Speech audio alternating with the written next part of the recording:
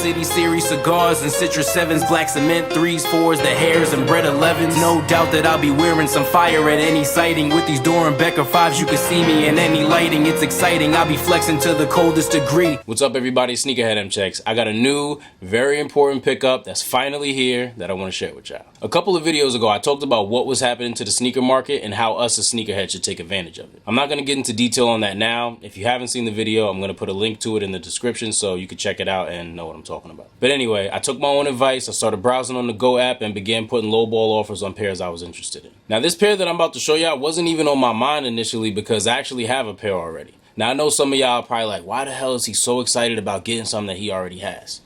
But if you know me, you know I love the Chicago 10, specifically the original 1995 pair. They have always been one of my favorite pairs of Jordans. Back when I was in high school, I went hard for a pair of these. I sold kicks, saved up a bunch of them little work checks I was getting, and I had to throw some sneakers on top in the deal just to get these. So it was great to be able to cop something this rare, especially at that age and at a time where there was no retro. So this 1995 pair was actually the only pair in existence at the time. So that was really cool. But we talking like 10 years ago, and my foot has definitely grown since then. So obviously I can no longer fit that size 7.5. Now, yes, I do own the double nickel retro, but they just not the same. I mean, they are better than that 2012 pair.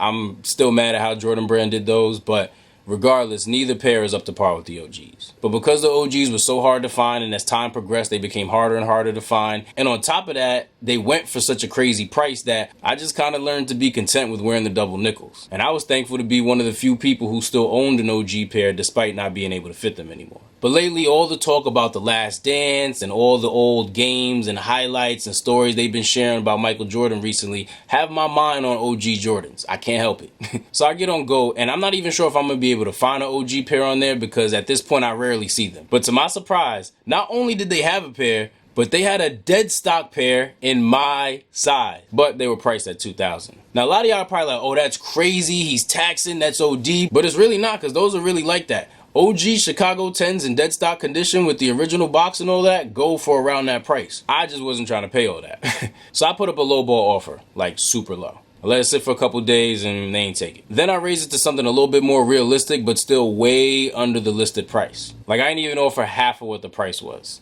They ain't accepted, but I was chilling. Because if you really want to save money on kicks, you got to be patient. If you can't wait, it's not going to work. So I left the offer up. Because even though I was pretty sure the seller wasn't going to accept it, you never know. Especially with what's going on right now with certain people's income getting messed up by the coronavirus. I didn't know who that seller was, what type of situation they were in, how long they were trying to sell those for, how bad they needed the money. So I felt like it didn't hurt to leave that offer up. But you got to give them time to think about it and stuff. They're usually not just going to accept it right away if it's a lot less than what they're asking for. So 8 days later, I woke up to a GOAT notification saying, your offer has been accepted for the Air Jordan 10 OG Chicago. I'm like, no way. I reread that notification like 3 times because I thought I was misreading or something, but nah.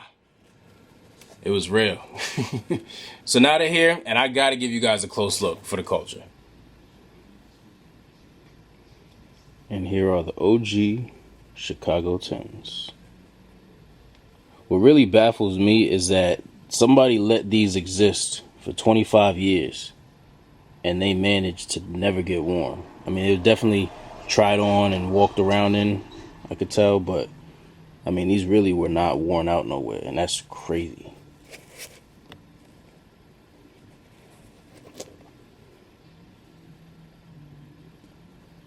And they got that shape towards the top that a lot of OG 10s get from sitting in this little narrow box for all these years. Now, I don't know how they made this box that looked like it was made for slides, but then they sold high top sneakers in it. In order to put these in, let me show y'all. The only way you could fit these in here is by either breaking the box or placing them in a way where the shoes overlap like this. So that's why if they've been in this box for all these years, that's why they have that, like, that's why they have this shape, because they're kind of they're leaning over to the other side from, you know, overlapping in the box. Look, I'm gonna show y'all that this is really like something that they should have made for slides and not high top sneakers. Look at this.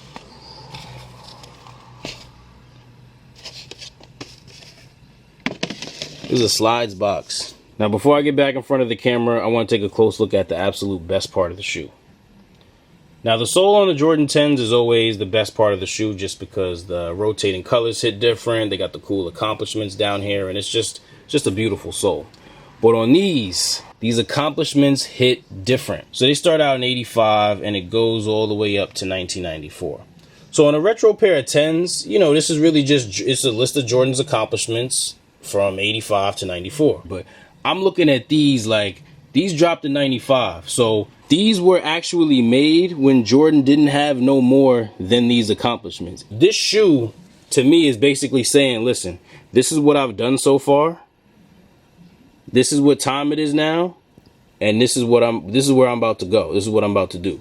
So it's almost like Jordan was telling, hey, I've done all of this and I'm still not done yet. I still got plenty more to do. Like, this was before the second three-peat and everything else he did after 94. Like, I feel like I'm holding a piece of history in I am holding a piece of history, but this hits way different than just holding a pair of 10s where it says 94 beyond, you know, reflecting back on what happened in 94. This is 94, really 94, 95. So this sole on these hits 10 times better, even though it's really the same sole that you would see on the double nickel pair. You know, probably like a shade off color wise, but it's the same text on there. But for these, it hits different. So that is how I took my own advice and saved a lot of money on a pair of Grails. Look, man, I just saved a bunch of money on my sneaker buying by listening to M-Checks.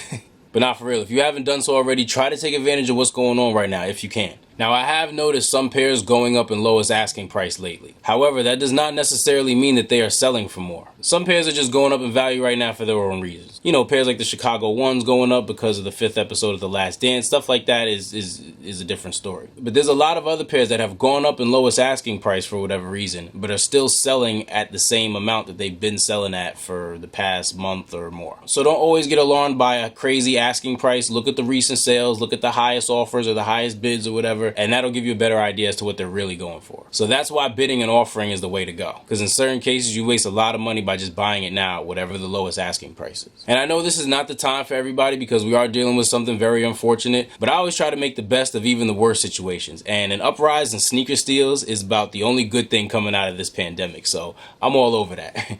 So thank you all for watching. Shout out to all of you who watch this video in full and do that on the regular, because that means y'all really rocking with me, and I definitely appreciate that. Make sure you all stay safe and healthy. Subscribe to the channel, tap that little bell so you can get notified when I drop new videos, and I'll see you all next time.